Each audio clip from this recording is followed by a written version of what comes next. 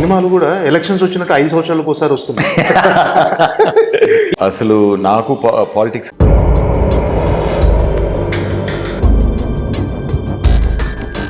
ఈ యాక్సిడెంట్ విషయం తెలియగానే మీకు ఏమనిపించింది సార్? నా తమ్ముడికి జరిగింది యాక్సిడెంట్ అనిపించింది.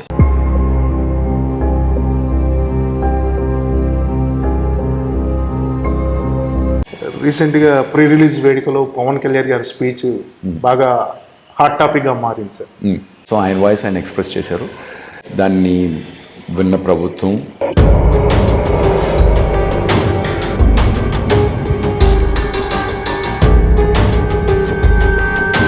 ఆడియన్స్ సినిమాలో వదిలిళ్ళే సినిమాగా కాకుండా వాళ్ళ గుండెల్లో తేజ్ని, ఆ క్యారెక్టర్ని, సినిమాని, ఆ ఎమోషన్ని మోసుకెళ్తారనే నమ్మకం చాలా బలంగా ఉంది. నమస్కారం సార్. నమస్కారం అండి. ఎలా ఉన్నారు sir? I'm good. Little that butterflies, ఇది ఎగ్జామ్ రాసిన తర్వాత రిజల్ట్ కోసం వెయిట్ చేసే బటర్ఫ్లైస్. ఓకే. అంటే రిపబ్లిక్ ట్రైలర్ కానీ టీజర్ కానీ అందరిలో మంచి క్యూరియాసిటీని పెంచింది. సినిమా ఎప్పుడెప్పుడు చూద్దామని అందరు ఆసక్తిగా ఎదురు చూస్తున్నారు సార్. మీకు ఎలా ఉంది సార్? అంటే ఒకలాంటి టెన్షన్ ఏమన్నా ఉందా? అంటే చాలా రోజుల తర్వాత థియేటర్లు ఓపెన్ అయిన తర్వాత అందరూ థియేటర్కి రప్పించే సినిమా ఉండాలి డెఫినెట్గా ఇప్పుడు రిలీజ్ అవ్వాలంటే. సో మీకు ఏమైనా టెన్షన్ ఉందా సార్? ఏమన్నా టెన్షన్ అంటూ ఏం కాదు, కానీ జనరల్గా ఎగ్జామ్ సరే మనకు ఒక చిన్న కాన్ఫిడెన్స్ ఉంది బాగానే రాసామని, బట్ స్టిల్ అందులో ఉన్న ఒక చిన్న అన్సర్టనిటీ ప్లస్ ఏమవుతుందో, ఎంత ఇదిగా రిసీవ్ చేసుకుంటారో అనే ఒక ఎవాల్యుయేషన్ ఉంటుంది కదా, దాని మీద ఉన్న ఒక చిన్న బటర్ఫ్లైస్ అంటారు కదా, సో అట్లాంటివి ఇది. బట్ అగైన్ ఇప్పుడున్న పరిస్థితుల్లో మనం రెవెన్యూస్ ఎంత డ్రా చేయొచ్చు, ఎంత పొటెన్షియల్ ఉంటుంది, ఇట్లాంటి కన్సర్న్స్ కూడా కాదు, క్యూరియాసిటీస్ అంతే.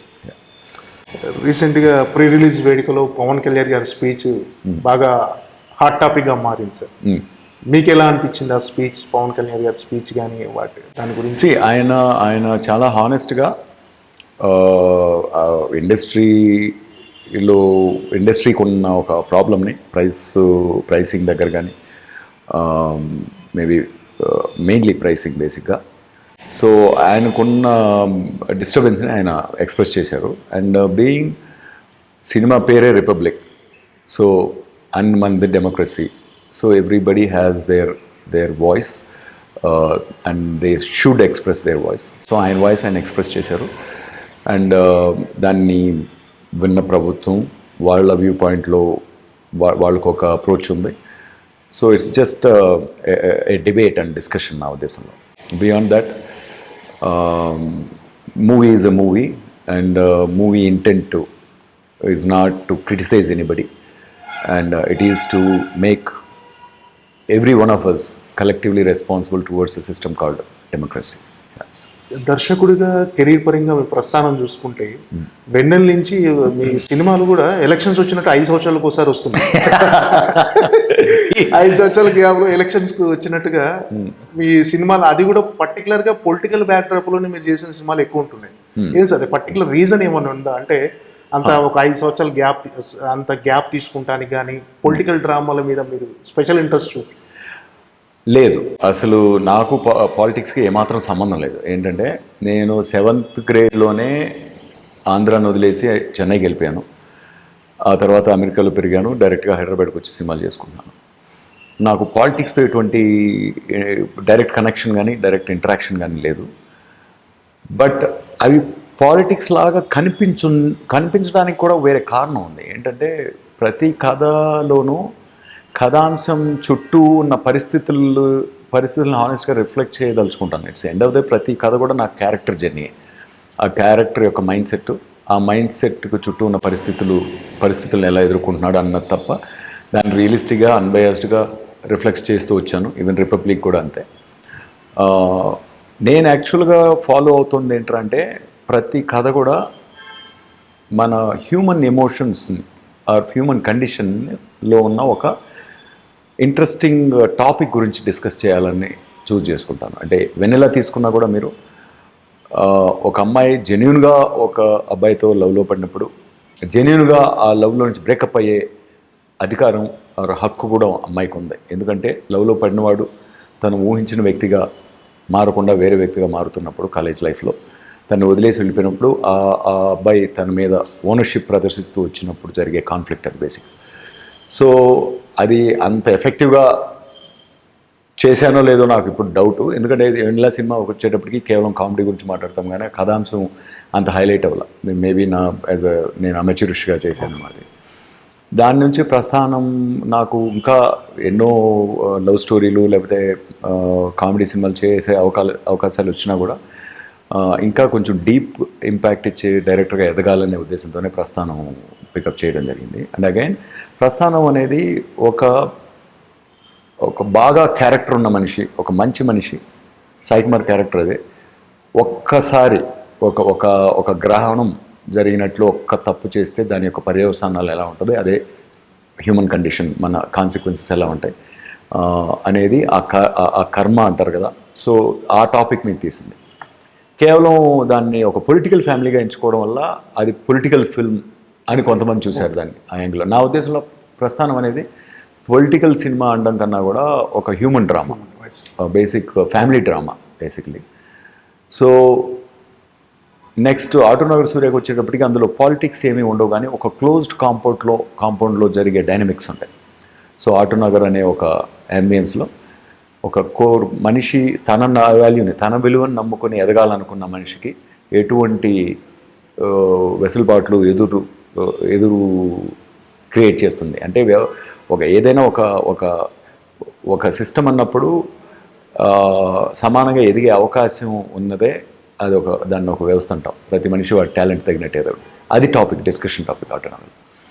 రిపబ్లిక్ అనేది ఫండమెంటల్గా మనకు ప్రజాస్వామ్యం అంటే లేకపోతే ప్రభుత్వం అంటే మనకి ఎంత అండర్స్టాండింగ్ ఉంది.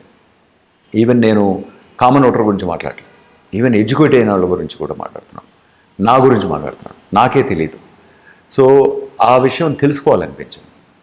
What is an effective democracy and that to నాకు కంపేర్ చేసుకోవడానికి 2 వ్యవస్థలు ఉన్నాయి. ఒకటి అమెరికాలో 10 ఏళ్ళు ఉన్నాను, ఇండియాలో పెరిగాను, పుట్టాను.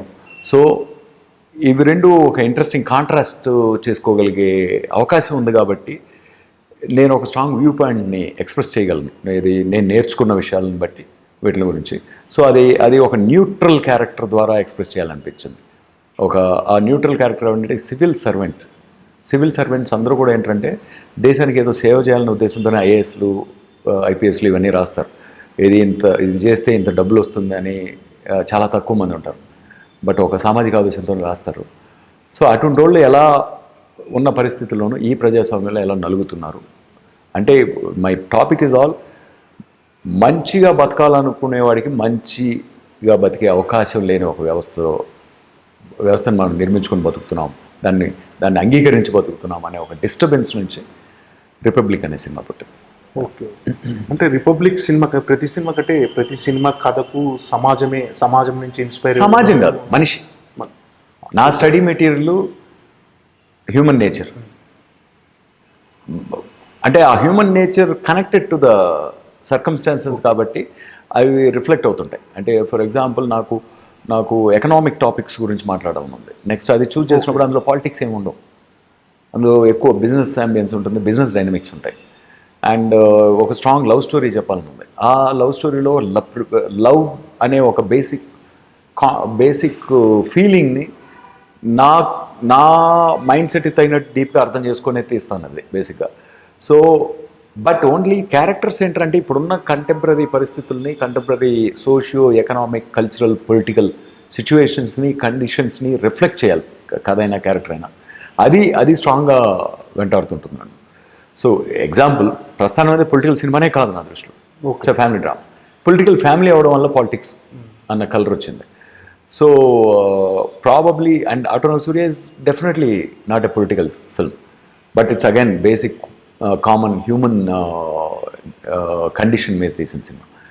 So republic is in my view republic is the only political film that I'm doing. ఎందుకంటే ఒక bureaucrat, politician and people, so వీళ్ళ ట్రయాంగులర్ కాన్ఫ్లిక్ట్ మీద తీసింది కాబట్టి definitely this is the only political film I would say రాజకీయాల మీద సెటైర్లు కానీ అలాంటి ఏమన్నా ఎక్స్పెక్ట్ అది వేరే సినిమాలు. అది డెఫినెట్లీ నా సినిమా కాదు. అంటే నాకు ఎప్పుడు హీరోలు విలన్లు లేరు ఈ నాటకంలో అనేది అది నేను కోర్గా నేనే బిలీవ్ చేస్తాను. అది ప్రస్థానంలో ఓపెనింగ్ డైలాగ్ ఏదైతే ఉందో అది నా నేచర్. బేసిక్గా ప్రతి ఒక్కరి వ్యూ పాయింట్ని జస్టిఫైయబుల్గా రిఫ్లెక్ట్ చేసిందే రిపబ్లిక్. అంటే దీంట్లో కొన్ని డైలాగులు కూడా ఆలోచన రేకెత్తించే విధంగా ఉన్నాయి డైలాగులు. ఆ డైలాగ్ పర్టికులర్గా అంటే ఆ సీన్కి తగ్గట్టుగా రాయడానికి ఎలాంటి హోంవర్క్ చేసేసారు? నా ఉద్దేశంలో డైలాగ్ అనేది కేవలం మాటల గారడి కాదు. ప్రతి డైలాగు ఒక ఆలోచన, ఏదో ఒక క్యారెక్టర్ ఆలోచన, లేకపోతే ఒక సిచ్యువేషన్ గురించి మనం ఇచ్చే స్టేట్మెంట్. సో ఎప్పుడు కూడా అంటే కథ రాసేటప్పుడు అందులో ఉన్న ప్రతి మాట ఆ క్యారెక్టర్ మైండ్ సెట్కిను తనున్న సిచ్యువేషన్కు రెలవెంట్గా ఉండాలి. ఆ సిచ్యువేషన్ మనం అందరం రిలేట్ చేసుకునే విధంగా ఉండాలి అనే తపన ఉంటుంది నాకు. సో ఆ ఆలోచన నేను పదును పెట్టుకుంటూ రాస్తూ ఉండడం వల్లనే ప్రతి డైలాగ్ కూడా మీకు ఇంపాక్ట్ఫుల్గా అనిపించవచ్చు. అండ్ నాకు తెలిసి వాట్ ఎవర్ సినిమాలో నుంచి వచ్చిన ఎలిమెంట్స్ ఇవన్నీ మీరు చూస్తున్నవి అవి మీకు ఇంట్రెస్టింగ్గా ఉన్నాయి అంటే డెఫినెట్గా సినిమా ఇంకా ఇంట్రెస్టింగ్ ఉంటుందని నమ్మకం ఉంది నాకు. అంటే ఇది ఒక వ్యవస్థ మీద ఒక సర్వే అంటే అతను తిరుగుబాటు అనుకోవచ్చా, లేకపోతే తిరుగుబాటు? ఏ వ్యవస్థ మీద ఎవరు తిరుగుబాటు చేసి ఏం సాధించలేము. అంటే ఈ సినిమా ద్వారా పర్టికులర్గా మీరు మార్పు కోరుకుంటున్నారు సినిమా ద్వారా? అసలు ఏమీ మారదు సినిమా ద్వారా, అది కూడా చెప్పేస్తాను నేను ఇప్పుడే. ఒక సినిమా ద్వారా ఏమీ మారదు. ఎందుకంటే ఒక సినిమా ద్వారా మారేదైతే చాలా గొప్ప సినిమాలు వచ్చాయి మనం మారడానికి. చాలా గొప్ప మహానుభావులు వచ్చారు మనం మారడానికి. వాళ్ళ జీవితాలు చదివాము, చూసాము. మార్పు అనేది ఇట్స్ కంటిన్యూస్గా జరుగుతూ ఉండేది ఎప్పుడు. కానీ ఆ మార్పు అనేది ఏ దిశలో వెళ్తుంది, మనం ఏమనుకొని ఎటువైపు ప్రయాణిస్తున్నాం అనే దాని మీద ఒక చర్చ, ఒక డిబేట్ రిపబ్లిక్. అంటే రమ్యకృష్ణ గారు దీంట్లో విలన్ క్యారెక్టర్ చూస్తున్నాను. విలన్నే బేసిక్లీ, బట్ ఒక గ్రే స్కేల్లో ఉన్న villain, not like a black and white villain. ఆ విలన్ కూడా ఒక బలమైన కథ ఉంది, ఒక బలమైన రీజనింగ్ ఉంది. ఇప్పుడు నా ఉద్దేశంలో రేప్ చేసేవాడు, మర్డర్ చేసేవాడు కూడా వాడు చేసే పని కరెక్ట్ అనుకుని చేస్తాడు. కరెక్ట్ అనుకోకుండా ఏ మనిషి చేయలేడు. నేను తప్పు చేశాను అని ఏ మనిషి బతకడు. సో ఫస్ట్ వాడు చేసే ప్రతి పనిని వాడు జస్టిఫై చేసుకోవటం చేస్తాడు. ఆ జస్టిఫికేషన్ ఏంటి? ఒక పొలిటీషియన్ సైడ్ నుంచి ఆ జస్టిఫికేషన్ ఏంటి? ఒక బ్యూరోక్రాట్ స్ట్రాంగ్ వ్యూ పాయింట్ ఏంటి? తను ఏం కాపాడాలని చూస్తున్నాడు? ప్రజలు ఏమి అనుభవిస్తున్నారు? సో ఇవన్నీ ఒక డిస్కషన్ ఎలిమెంట్. అంటే అందరూ కూడా ఇప్పుడు మనం క్రియేట్ చేసిన ఈ విషియస్ సైకిల్లో అందరూ విక్టిమ్సే అనేది నా వ్యూ పాయింట్ బేసిక్లీ. ఎందుకంటే but we have to look in to the vicious cycle from the holistic point of view. So అందులో ఒక అండర్స్టాండింగ్ మనకు వచ్చినప్పుడు మార్పు అనేది కాదు, అండర్స్టాండింగే మార్పు నా ఉద్దేశం. ఏదైనా కూడా ఇప్పుడు మన మొహం మీద ఒక మచ్చ ఉంది అని మనం అద్దం ముందు నుంచి చూసుకున్నప్పుడే ఆ మచ్చ ఉందని తెలుసు. దాన్ని ఏం చేయాలో తర్వాత మన మైండ్ అటువైపు ఆటోమేటిక్గా పరిమిస్తుంది. అది న్యాచురల్గా వస్తుంది ఆ మార్పు. ఆ మచ్చ మనం ఉంచుకోవాలంటే ఉంచుకుంటాం, లేదనుకుంటే తీసేసుకుంటాం. అంటే ఫర్ ఎగ్జాంపుల్ మనం డెమోక్రసీ అనుకుని డిక్టేటర్షిప్లో బతుకుతున్నామా, మీనింగ్ ఒక డెమోక్రటిక్ డిక్టేటర్షిప్లో బతుకుతున్నామా? అసలు డెమోక్రసీ అంటే ఏంటి, డిక్టేటర్షిప్ అంటే ఏంటి, మనం ఏది కోరుకుంటున్నామో దానిలో ఉంటున్నామా లేదా అనేది ఒక క్వశ్చన్ మార్క్. అండ్ అలా అయినప్పుడు మనం ఏది కోరుకుంటున్నాం? ఓకే డెమోక్రసీలో ఉన్న ఫ్లాస్ ఇదైతే మేబీ మనకు డిక్టేటర్షిప్ కావాలంటే డిక్టేటర్షిప్పే కోరుకోవాలి మనం. కాదంటే ఆపిల్ అనుకొని ఆరెంజ్నో, లేకపోతే ఆరెంజ్ అనుకొని దీనిలో ఉంటే మనం ఒక ఇగ్నోరెంట్ లైఫ్ బతుకుతున్నాం అనేది నా ఉద్దేశం. నాకు తెలిసి జీవితం అనేది ఇగ్నోరెంట్గా బతకడానికి లేదు, జీవితం అనేది కాన్షియస్గా బతకడానికి ఉంది అండ్ నా పాయింట్ ఆఫ్ వ్యూలో. సో అందుకనే నేను ఉంటున్న పరిస్థితుల్ని ప్రతిదీ అర్థం చేసుకోవాలని ట్రై చేస్తాను. అట్లీస్ట్ అర్థం చేసుకోవడం జీవితానికి పరమార్థం అనుకుంటాను. So that is the point of view అంతే. నాట్ లైక్ ఎవరినో ఉద్దేశించో చీప్గా. అంటే వాళ్ళంటప్పుడు ఏమవుతాం, ఒక వర్గం మనం భుజం మీద పెడతారు, ఇంకో వర్గం ఉమ్మేస్తారు. So I don't want be in that position. Sai Dharam Tej గారిని ప్రత్యేకంగా ఈ సినిమాకి తీసుకుంటారు. సాయి ధర్మ తేజ్ గారిని ప్రత్యేకంగా ఈ సినిమా కంటే ఈ తీసుకోవడానికి కారణం ఏంటంటే ఇన్ఫ్యాక్ట్ తేజ్ ఈ సినిమాని పిక్ చేసుకున్నాడు. ఓకే, ఏంటంటే తేజ్తో ఎప్పటి నుంచో మంచి ఎనర్జెటిక్ పర్సన్ అండ్ పర్సనల్గా కలిసినప్పుడు చాలా చాలా ఎండీరింగ్ అనిపించాడు మనిషి. అండ్ ఒక 2 కథలు నేను ఆల్రెడీ కంప్లీట్ స్క్రీన్ ప్లే ఉన్న కథలు 2 పిచ్ చేస్తే తనకు వేరే కారణాల వల్ల ఒకటి స్పోర్ట్స్ బ్యాక్డ్రాప్ అయితే ఆల్రెడీ విన్నర్ అయిన స్పోర్ట్స్ బ్యాక్డ్రాప్ చేస్తున్నానని అది చేయలేకపోయాడు. ఇంకో కథ కొంచెం తనకి హెవీ అవుతుందని ఫీల్ అయ్యాడు. సరే ఒక మంచి అబ్బాయి, మంచి యాటిట్యూడ్ ఉంది, మంచి పర్సనాలిటీ, మంచి very endearing friendly person and good at heart, తనతో సినిమా చేసే జర్నీ బాగుంటుంది అనే ఒక కోరిక ఉండేది లోపల నాకు. సో అలా జిమ్లో ఉంటున్నప్పుడు ఒక రోజు ఊరినే నాకు ఇంకొక ఎమోషన్ ఉంది, ఒక డిస్టర్బెన్స్ ఉంది నా మైండ్లో. ఎందుకంటే నేను ఇక్కడ పెరిగాను, ఇక్కడి నుంచి వెళ్ళి ఇంకొక ఎవాల్వ్డ్ డెమోక్రసీలో ఉన్నాను, వచ్చాను, still what is right what is wrong అని ఒక డిస్టర్బెన్స్తో నా పర్సెప్షన్ ఏంటంటే మనందరము ప్రజాస్వామ్యం ప్రభుత్వం ఉందన్న ఒక భ్రమలో బతుకుతున్నాం, కానీ అది ఏంటో కూడా తెలియదు మనకి. ఇదే ఎమోషన్, కథకున్న ఎమోషన్. ఓకే, ఆ కథ అడ్రస్ చేయాలనుకున్న ఎమోషన్ ఇది. అది ఒక డిస్ట్రిక్ట్ కలెక్టర్ పాయింట్ ఆఫ్ వ్యూలో చెప్పాల్సిన కదా. అయినా నువ్వు సినిమా చేయలే అని చెప్పాను. కలెక్టర్ అంటే సాఫ్ట్ అనుకుంటారు, అది ఇది అంటే. దాన్ని వెంటనే పట్టుకుని, సార్ నాకు ఎమోషన్, ఈ ఐడియా నచ్చింది, మనకు అందరం రిలేట్ అవుతాం దీనికి, ప్రతి ఒక్కరూ ఇంటరాక్ట్ అయ్యగలిగే సబ్జెక్ట్ ఇది అని నా దగ్గర ప్రమాణం చేయించుకున్నాడు. ఈ కథ నాతో తప్ప, మీరు ఎప్పుడు రెడీ అయినా ఈ కథ నాతో తప్ప ఇంకెవరితో చేయని ప్రామిస్ చేయండి అని చెప్పి, నేను వేరే ప్రాజెక్ట్స్లో బిజీగా ఉన్నా కూడా తను ఫాలో అప్ చేస్తూ వెంటాడుతూ నా టైం ఎప్పుడు ఫ్రీ అవుతుందో వెయిట్ చేసి, ఫ్రీ అయిన వెంటనే నన్ను ఆ ప్రాజెక్ట్ సెటప్లోకి తీసుకెళ్ళి స్క్రిప్ట్ అయిన తర్వాత కూడా చాలా హార్ట్ఫుల్గా కంట్రిబ్యూట్ చేశాడు. ఇన్ఫ్యాక్ట్ మనం ఫీమేల్ క్యారెక్టర్ని తెచ్చుకుందాం, ఒక 70-year-old మేల్గా ఉన్న క్యారెక్టర్ని ఫీమేల్ క్యారెక్టర్ని కన్వర్ట్ చేస్తే ఇంకా ఎనర్జీ వస్తుంది సినిమాకి అనే ఒక క్రియేటివ్ థాట్, అలాంటి క్రియేటివ్ థాట్స్ కూడా వచ్చినాయి తన దగ్గర నుంచి. సో ఆ విధంగా తను నా విజన్ ఎక్కడ కంటామినేట్ కాకుండా, నేను ఈ మధ్య ప్రస్థానం తర్వాత చేసిన కొన్ని సినిమాల్లో చాలా ప్రాసెస్లో పీపుల్ మేనేజ్మెంట్ స్కిల్స్ లేకనో, లేకపోతే ఉన్న పరిస్థితుల్ని నా విజన్కి తగినట్టు నేను మలుచుకొని, నా విజన్ స్ట్రెంగ్త్కి తగినట్టు మలుచుకొని వెళ్ళే టాలెంట్ లేకనో ఆ ప్రెషర్స్కి లొంగిపోయి చేసిన సినిమాలు ఉన్నాయి. ఆ ప్రెషర్స్ ఏమాత్రం నా వైపు రాకుండా తేజ్ ఒక సైన్యాధిపతిలాగా నన్ను డిఫెండ్ చేస్తూ వచ్చాడు. కంప్లీట్గా 100% నా విజన్ ప్రొటెక్ట్ చేస్తూ వచ్చాడు. తేజ్ అండ్ సతీష్ తనతో ఉన్న మేనేజర్ కూడా క్రియేటివ్ ప్రొడ్యూసర్ తన సినిమాకి. ఈ ఐడియా విన్న దగ్గర నుంచి వాళ్ళిద్దరూ అలా గ్లూ అయిపోయారు అన్నమాట దానికి. సో ఇది ఎప్పుడెప్పుడు ప్రాజెక్ట్ అవుతుందా అని వెయిట్ చేశారు. ఆ తర్వాత ఆ ప్రాజెక్ట్ని ఎంత ప్రొటెక్ట్ చేయాలో అంత ప్రొటెక్ట్ చేసి దీన్ని ఈ షేప్కి తీసుకొచ్చారు. ఈ సినిమా రిలీజ్ టైంలో తేజ్ లేకపోవటం అంటే ఈ పబ్లిసిటీలో నాకు అంటే మీకు కనిపించకపోవచ్చేమో, కానీ తేజ్ మాతో ఉన్నాడు. తేజ్ మమ్మల్ని చూస్తున్నాడు రోజు, ఈవెంట్స్ దగ్గర నుంచి చేస్తున్నాడు. నేను ఏంటంటే ఇంకా కొంచెం టైం పడుతుంది కాబట్టి ఇప్పుడు ఈ ప్రెషర్ తన దగ్గరికి ఏమాత్రం తీసుకెళ్ళదలుచుకోలేదు. మేము ముందు కూడా ఒరిజినల్గా కూడా ప్రీ రిలీజ్కి ముందు ఎక్కువ క్యాంపెయినింగ్లో నేనుంటూ, రిలీజ్ అయిన వెంటనే తను వద్దామనే యాక్సిడెంట్ ముందు కూడా ఆ థాట్ ఉంది మాకు. సో ఇప్పుడు ఏంటంటే అదే థాట్ ప్రకారం తనకి టైం ఇద్దామని, తను ఏమాత్రం మనం రిలీజ్ ముందు ఎక్స్పోజ్ చేయొద్దు. అంటే నా హీరోని ఎవరు బెడ్ మీద చూడడం నాకు ఇష్టం లేదు.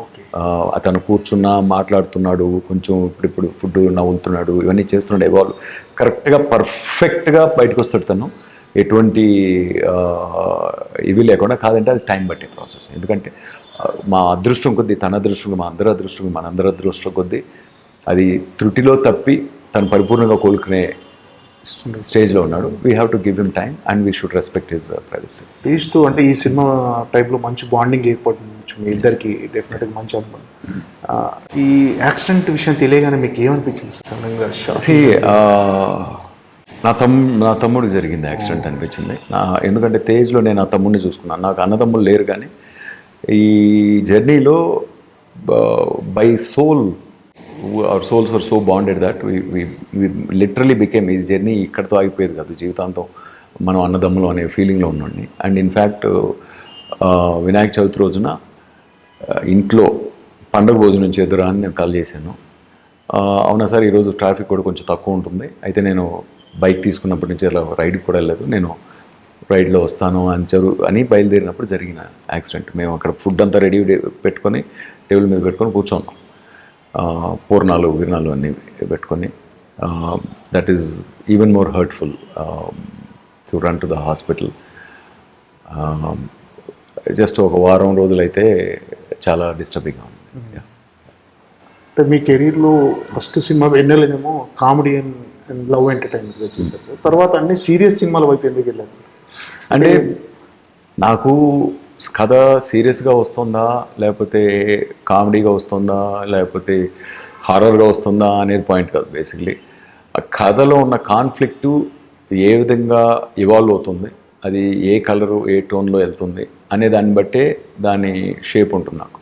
సో నేను జస్ట్ అదే ఫాలో అయ్యాను. ఇన్ఫ్యాక్ట్ మంచి హిలేరియస్ లైన్స్, హిలేరియస్ సీన్స్ ప్రస్థానంలో కూడా ఉంటాయి. ఏమవుతుందంటే అవి ఇప్పుడు కంటెంట్ లోతుగా లేకుండా, కంటెంట్ ఇంటెన్స్గా లేకుండా ఉన్నప్పుడు అటువంటి కామెడీలు హైలైట్ అవుతాయి. ఇన్ఫ్యాక్ట్ వెన్నెలానే ఎగ్జాంపుల్. వెన్నెలాలో నేను చెప్పదలుచుకున్న కథాంశం వీక్గా ఉంది కాబట్టి కామెడీ హైలైట్ అయింది. ఇన్ఫ్యాక్ట్ సెకండ్ హాఫ్ వెన్నెలా చూసుకుంటే మీరు, అది చాలా స్ట్రాంగ్ పాయింట్ ఆఫ్ వ్యూ ఉన్న కథాంశం బేసిక్గా, బట్ దాన్ని నేను కరెక్ట్గా నెరేట్ చేయాలి. సో ఈ కాన్ఫ్లిక్ట్ ఎలిమెంట్ అనేవి ఇవన్నీ కూడా they are intense conflict elements. ఎందుకంటే అవి రూట్లో మన రూట్స్ని టచ్ చేసి, మన రూట్స్ గురించి మనల్ని మనం ఇంట్రస్పెక్ట్ చేసుకునే విధంగా చేస్తుంటాయి కాబట్టి అది డీప్గా అనిపిస్తుంది. ఎందుకంటే ఆ సబ్జెక్ట్ మ్యాటర్ ఎక్కువ ఆలోచనలోకి వస్తుంది సినిమా చూసినప్పుడు, సినిమా చూసి బయటకు వచ్చినప్పుడు. అందువల్ల అక్కడ పెట్టిన కామెడీలు కూడా కనిపించు. అండ్ రిపబ్లిక్లో ఆల్సో సరైన ప్లేసెస్లో సరైన హ్యూమర్ ఉంది ఆ టోన్లోనే, ఆ స్టోరీ టోన్లోనే. సో చేయాలని ఉంది, చేయగలను అనే గొప్ప నమ్మకం కూడా ఉంది. మేబీ అలాంటి సబ్జెక్ట్ మ్యాటర్ ఎన్నుకున్నప్పుడు మీరు ఎక్కువ కామెడీ జోన్లో రన్ అయ్యే సినిమా కూడా చూస్తారండి ఫ్యూచర్లో. 2005లో వెన్నెలతో మీ కెరీర్ స్టార్ట్ అయింది సార్. అప్పటి నుంచి ఇప్పటి వరకు యాజ్ ఎ డైరెక్టర్గా మీరు కెరీర్ పరంగా ఎలాంటి సాటిస్ఫాక్షన్గా ఉన్నారంటే, ఇప్పుడు వచ్చిన హిట్లు కానీ, నెక్స్ట్ ప్రస్థానం విజయం కానీ, దాని తర్వాత ఆటోనాల్స్ ఫ్లాప్ కానీ, అంటే ఈ ఒడిదుడుకులు అనేవి అది ఓకే. బేసికలీ ప్రతి జర్నీకి అప్స్ ఉంటాయి, డౌన్స్ ఉంటాయి, హైస్ ఉంటాయి, లోస్ ఉంటాయి. లైఫ్ అంతే కదా. సో కెరీర్ అయినా అంతే, సో లైఫ్ అయినా అంతే, సినిమా అయినా అంతే. సో నేను వెనక్కి తిరిగి చూసుకుంటే నా life so far is also ఒక సినిమాలాగా అనిపిస్తుంది నాకు. సో ఒక సినిమాలాగా ఎంజాయ్ చేస్తున్నాను. యాజ్ ఎ డైరెక్టర్గా మీకు ఎలాంటి సినిమాలు చేయటం?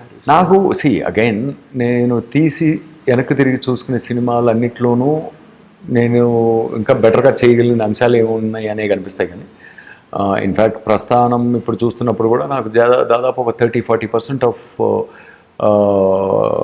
సీన్స్ కానీ, ఎగ్జిక్యూషన్ కానీ చాలా చేసి ఉండొచ్చు అనిపిస్తుంది. Same thing applies to Autonagar Surya కంప్లీట్గా ప్రాసెస్లోనే చాలా రాంగ్ ట్రాక్లో, చాలా రాంగ్ అప్రోచ్లో, రాంగ్ ఈస్థెటిక్స్లో తీసి ఒక మంచి స్క్రిప్ట్ను పాడు చేశానేమన్న ఒక లెసన్తో ఉన్నాను. ఆ తర్వాత చేసిన రీమేక్స్లో కూడా అడిషనల్ ఎక్స్టర్నల్ ప్రెషర్స్కి లొంగడం అనేది ఎంత తప్పు, సగంలో పారిపోవడం బెటర్ దానికన్నా అనే అంత బలంగా లెసన్ నేర్చుకున్నాను.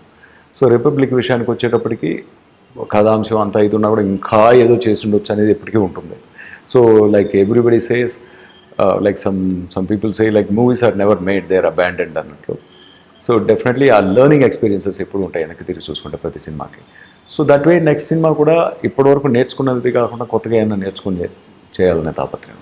అంటే గతంతో పోల్చుకుంటే ఇప్పుడు ఆడియన్స్ మైండ్ సెట్ మారింది. డెఫినెట్గా ఒక కాన్సెప్ట్ ఓరియంటెడ్ సినిమాలకు కానీ, ఒక రెగ్యులర్ ప్యాటర్న్ సినిమాలకు వాళ్ళు పెద్దగా ఆసక్తి చూపట్లేదు. డెఫినెట్గా ఒక కొత్త సినిమాల కోసమే వాళ్ళు చూస్తున్నారు. ఆ మార్పు మీకు ఎలాంటి బూస్టప్ ఇచ్చింది? అది ఒక రకమైన చాలా బలం అది. అండ్ ఆ మార్పు వల్లే మాలాంటి వాళ్ళు ఇంకొంచెం అడ్వాన్స్డ్గా ఆలోచించే అవకాశం ఉంది.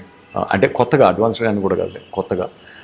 కానీ ఎప్పుడు ఫార్మాట్ సినిమాలు ఎప్పుడూ ఉంటాయి, ఒక రెగ్యులర్ ప్యాటర్న్లో తీసిన సినిమాలు ఎప్పుడూ ఉంటాయి. బట్ ఇట్స్ ఓన్లీ అబౌట్ ఆడియన్స్ని థియేటర్లో కూర్చోబెట్టి ఎగ్జైట్ చేసే విధంగా తీస్తున్నామా లేదా, వాళ్ళని ఎంగేజ్ చేస్తున్నామా లేదా అనేదే నరేటివ్ పాయింట్. అది కొత్త సబ్జెక్ట్ మ్యాటర్ చెప్పినా మన నరేషన్ కరెక్ట్గా ఉన్నప్పుడు ఎంగేజ్ అయ్యి చూస్తారు. రెగ్యులర్ రొటీన్ సినిమా చెప్పినా కూడా వాళ్ళు ఆ మైండ్ సెట్తో వచ్చి ఎంజాయ్ చేస్తారు. కాదంటే ఇప్పుడు కొంచెం సక్సెస్ఫుల్ అవ్వడం వల్ల, ఎక్కువ కొంచెం కొత్త కథాంశాలతో ఉన్న స్టోరీలు, ఫిల్మ్స్ సక్సెస్ అవ్వడం వల్ల దీనివల్ల వచ్చేది ఏంటంటే ఇన్వెస్టర్స్, ప్రొడ్యూసర్స్ కాన్ఫిడెంట్ ఫీల్ అవుతున్నారు, ఇన్వెస్ట్ చేయడానికి వెనకాడట్లేదు. అందువల్ల ఇంకా కొత్త కథలు, కొత్త మనం ఇప్పటివరకు తిరిగి చూడని, ఇప్పటివరకు చూసుకోని సినిమాలు ఎన్నో రాబోతాయి ఫ్యూచర్లో. అంటే దేవకట్ట గారి సినిమాల్లో కొంచెం ఇంటలెక్చువల్గా క్లాస్గా ఉంటాయని అంటుంటారు సార్. నా అంత యావరేజ్ ఇంటలెక్చువల్, నేను వెరీ యావరేజ్ ఇంటలెక్చువల్ని. ఎందుకంటే లేకపోతే ప్రస్థానం తర్వాత 10 ఏళ్ళకి 2 సినిమాలు 3 సినిమాలు అవి కూడా సరిగా కెరియర్ నిలబెట్టుకోగలను. సో నేను నేను బేసిక్గా అంత ఇంటెలిజెంట్ కాదంటే ఒకటి బలంగా ఏం చెప్పగలంటే I'm honest to myself to what I see. అంటే లాజికల్ రేషనల్ హానెస్టీతో బతకాలనుకుంటున్నాను నా పర్సనల్ లైఫ్ కానీ, లేకపోతే నేను నా అబ్జర్వేషన్స్ కానీ అన్బయాస్డ్గా I see life as is. So అదే పర్స్పెక్టివ్ తోటి కథలు రాయాలనుకుంటుంటాను.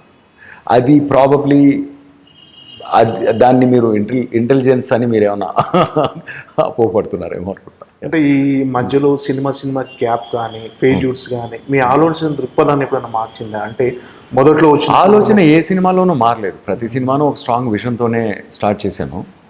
అవి కొన్ని పరిస్థితుల ప్రాబల్యాల వల్ల అచీవ్ చేయలేకపోయాను ఆ విజన్ని. కొన్నిట్లో జరుగుతుంది. అంటే ప్రాబ్లీ రిపబ్లిక్ చాలా వరకు జరిగింది అనిపిస్తుంది. రిపబ్లిక్ అనే సినిమా పర్టికులర్గా అంటే ఎవరిని టార్గెట్ చేసిన ఆడియన్స్, ఏ కైండ్ ఆఫ్ ఆడియన్స్ని ఎక్కువ టార్గెట్ చేసిన సినిమా అనుకోవచ్చు? మనిషిగా పుట్టిన ప్రతి ఆడియన్ అనే మీనింగ్. ఒక సినిమా ప్రతి మనిషి ఈజ్ పార్ట్ ఆఫ్ హీజ్. అంటే ఏదో ఒక లైన్ కూడా ఉంది. అంటే ప్రకృతిని, ప్రాణాన్ని, మనిషిని, సమాజాన్ని ఒకటిగా చూడలేని తీర్పు అన్నట్లు వన్ ఆఫ్ ద లైన్స్. బేసిక్గా ఏంటంటే ఇవన్నీ అనైక్యం. ప్రకృతి, ప్రాణం, మనిషి, సమాజం ఇవంతా ఒకటే. ఇదంతా టైడ్, అంతా ఒకే గాలి పీలుస్తూ ఒకే దీనిలో ఉన్నాం కదా, ఒకే ప్రకృతిలో ఉన్నాం కదా. సో దేన్ని మనం సపరేట్ చేయలేం. So anyway that is my perspective. ఆ పర్స్పెక్టివ్ అనేది ప్రాబ్లీ అన్ని కథల్లోనూ అదే పర్స్పెక్టివ్ నన్ను నడిపిస్తుంది కథ రాయడం. నేను కేవలం ధర్మాన్ని ఎలా చూస్తానంటే anti life and pro life అని చూస్తాను. మనం అనుకుంటున్న బిహేవియర్ కానీ, ఒక సిద్ధాంతం కానీ, ఒక యాక్షన్ కానీ అది లైఫ్ని ప్రొటెక్ట్ చేస్తుందా, లైఫ్ని హర్ట్ చేస్తుందా? అది ప్రకృతి కావచ్చు, పర్యావరణం కావచ్చు, లేకపోతే సమాజం కావచ్చు, మనిషి కావచ్చు, ఒక రిలేషన్షిప్ కావచ్చు. So I'm pro life. Yes. అంటే ప్రకృతికి సంబంధించిన ఒక అంశాన్ని కూడా ఈ సినిమాలో టచ్ చేస్తున్నారని అంటే అన్నీ ఉంటాయి. బేసిక్గా ఒక రకంగా గవర్నెన్సు, సొసైటీ అంటే ఎవ్రీథింగ్ ఈజ్ టైడ్. అన్నీ డిఫరెంట్ లేయర్స్లో ఒక యూనిఫైడ్ విజన్ తోటి డీల్ చేసిన సబ్జెక్ట్ మ్యాటర్ ఇది. అంటే మామూలుగా దేవకట్ట గారి సినిమా అంటే ఒక కమర్షియల్ ఫార్మాట్, అంటే ఒక పాట, ఫైట్ ఇలాంటివి అయితే ఏమి పర్టికులర్గా ఉండవు. డెఫినెట్గా ఏం చెప్పాలనుకున్న స్ట్రైట్ నారేషన్లో నిజాయితీగా మీరైనా హానెస్ట్గా అటెంప్ట్ చేస్తారు. అంటే మీ ప్రయాణం ఎప్పటికీ అలాగే కొనసాగుతుందా? అలాగే ఉండాలి, అలాగే ఉంటుంది, అలాగే ఉంచుకుంటాను. ఏంటంటే టి కృష్ణ అనే ఒక గొప్ప డైరెక్టర్, మీరు వినే ఉంటారు. రేపటి పౌరులు, ప్రతిఘటన, ఆ సినిమాలు ఆ టైంలో గొప్ప స్టార్ల సినిమాలు ఎంత కమర్షియల్ బ్లాక్ బస్టర్స్ అయినా అంతే కమర్షియల్ బ్లాక్ బస్టర్స్ అయినాయి. హానెస్ట్ సినిమాలు షేక్ చేసినాయి మొత్తం ఆడియన్స్ని అనేది. సో నా ఉద్దేశంలో అట్లాంటి కమర్షియల్ సినిమాలు తీయాలని, అంటే మన ఎమోషన్ కంటామినేట్ కాకుండా అది జెన్యున్గా ఆడియన్స్తో ఇంటరాక్ట్ చేసే విధంగా మన కథ చెప్పగలిగినప్పుడు అది ఏ కథ అయినా కమర్షియల్ కథ. అది నా యాస్పిరేషన్. అది లైక్ కమర్షియల్ సినిమాలు తీయలేరంటే అంటే ఇంకా నేను వచ్చేసి ఆ మెచ్యూర్ డైరెక్టర్ కాలేదేమో. ఇప్పటి వరకు ఒక పెద్ద బ్లాక్ బస్టర్ లేదు కదా నీ వెనక రిలీజ్ అయిన వెంటనే. అంటే ప్రస్థానంని మీరు ఎంత కల్ట్ అయినా ఏమైనా థియేటర్లో ఎంత చేసిందని మాట్లాడుకోవడానికి ఏం లేదు నాకు. ఏంటి మీనింగ్, గొప్ప నంబర్స్ లేవు చెప్పుకోవడానికి. దాని గురించి మాట్లాడుతున్న అన్ని నంబర్స్ బ్యాక్ చేయాలి కదా. ఐ డోంట్ నో, మేబీ ఆ టైంకి ఆ 2 వారాల్లో అది రీచ్ కాలేదేమో. 2 వారాలు దాటిన తర్వాత థియేటర్లోంచి బయటకు వెళ్ళిపోయిన తర్వాత ఎక్కువ రీచ్ అయిందేమో. మేబీ దాని జర్నీ అదే ఉండొచ్చు. సో బట్ అట్లాంటి స్ట్రాంగ్లీ ఇంపాక్ట్ఫుల్ సినిమాలు తీయాలనేదే నా ఆశయం. అవి నాకు తెలిసి మేబీ ఇప్పుడున్న పరిస్థితుల్లో కమర్షియల్గా కూడా అందరినీ ఇది చేస్తాయేమో అనిపిస్తుంది. భవిష్యత్తులో ఎలాంటి కథలతో డీల్ చేయాలనుకుంటున్నారు? అంటే నాకు కథలు కన్నా ఐడియాస్, బేసిక్లీ ఒక సబ్జెక్ట్ మ్యాటర్. సో అలాంటి సబ్జెక్ట్ మ్యాటర్స్ ఒక 8-10 సబ్జెక్ట్ మ్యాటర్స్ ఉన్నాయి. అవి డిఫరెంట్ కండిషన్స్, హ్యూమన్ ఎమోషన్స్ మీద. అవి కథా రూపంలో సినిమాలుగా మనం ఇప్పటివరకు చూడని అంశాలు అవన్నీ. సో అవన్నీ 1 by 1 నాకు ఈ సినిమా తర్వాత ఏ అవకాశం వస్తే ఆ అవకాశంలో ఎటువంటి కథ అలైన్ అవుతుందో అని దానికి తగినట్టు ముందుకెళ్తాను అన్నమాట. మీరు కాగితం మీద రాసుకున్న కథ ఇప్పుడు తెర మీద చూసుకుంటే ఎంతవరకు సాటిస్ఫై అనిపించింది సార్? ఇప్పుడు ఈ రిపబ్లిక్ని మీరు చూసుకుంటే ఐఎమ్ ఎక్స్ట్రీమ్లీ హ్యాపీ ఎస్పెషలీ మీరందరూ you will be blown by Tej performance. I'm very sure about that. And once that is there I think we have a film that length ట్రైలర్లో కనిపిస్తుంది అది. డెఫినెట్గా ఆడియన్స్ సినిమాలో వదిలి వెళ్ళే సినిమాగా కాకుండా వాళ్ళ గుండెల్లో తేజ్ని, ఆ క్యారెక్టర్ని, సినిమాని, ఆ ఎమోషన్ని మోసుకెళ్తారనే నమ్మకం చాలా బలంగా ఉంది.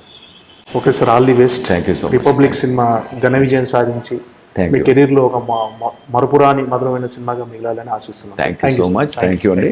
ఈ వీడియో కనుక మీకు నచ్చినట్లయితే లైక్ చేయండి, షేర్ చేయండి, సబ్స్క్రైబ్ చేయండి, పక్కనే ఉన్న బెల్ ఐకాన్ కొట్టండి.